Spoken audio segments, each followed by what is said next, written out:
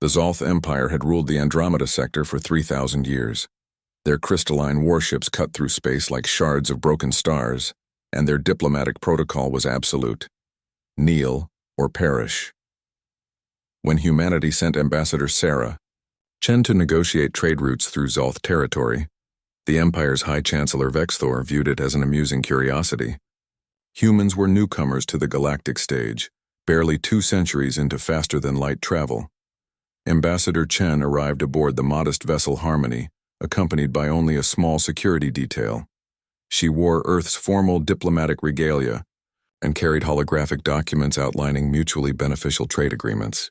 The Zolth received her in the Grand Hall of Submission, a cathedral-sized chamber where conquered species came to pledge fealty. Chancellor Vexthor, his 6 eyes gleaming with contempt, barely glanced at Chen's proposals. "Your kind presumes much, mammal. The Zolth do not negotiate with lesser beings. You will surrender your colony worlds or we will take them." Chen stood firm, her voice steady. "The United Earth Coalition seeks only peaceful cooperation. We have no intention of surrendering our sovereign territory." The chamber fell silent. No species had refused the Zolth in living memory. Vexthor's mandibles clicked in what might have been laughter. "Then you will serve as an example." He gestured, and 2 guards seized the ambassador. Before her security team could react, an energy blade flashed. Ambassador Sarah Chen's head fell to the polished obsidian floor. The execution was broadcast across the galaxy, a message written in blood.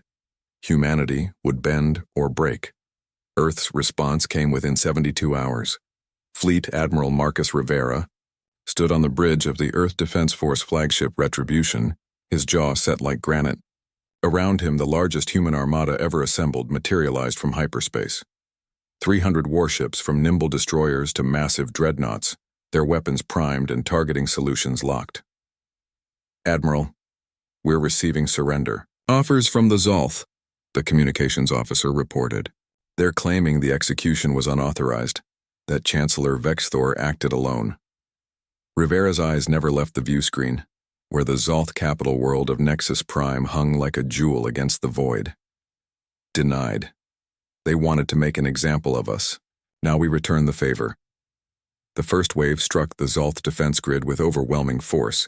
Human kinetic railguns, accelerating tungsten rods to near light speed, punched through energy shields that had repelled invasions for millennia.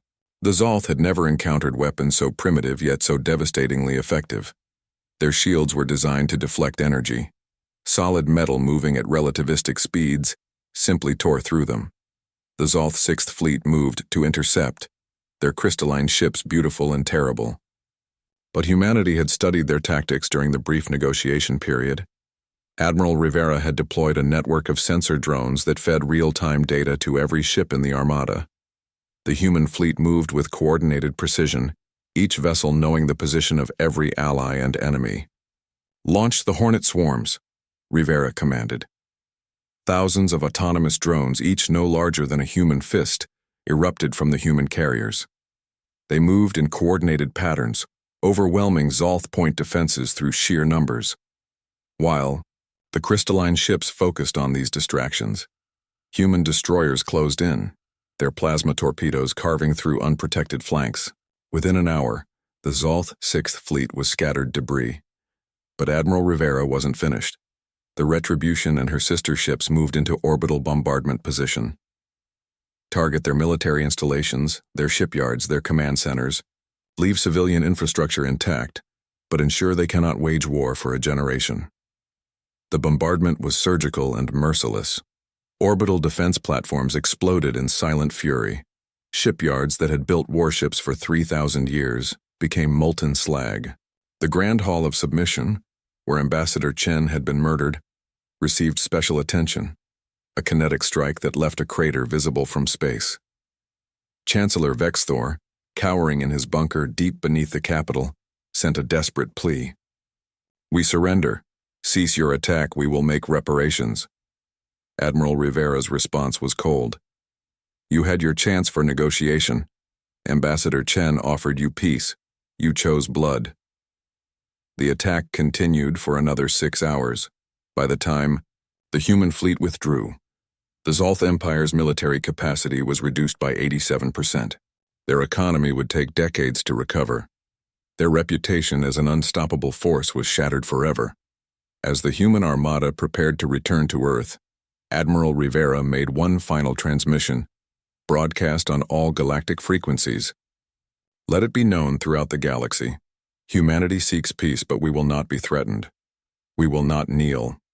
We honor our dead by ensuring their sacrifice is never forgotten and never repeated. The Zolth chose to make Ambassador Sarah Chen an example. We have completed the lesson. The message was received by thousands of civilizations across dozens of sectors. Species that had considered testing humanity's resolve quietly revised their plans. The younger races that had been bullied by the Zolth for centuries saw a new possibility: resistance.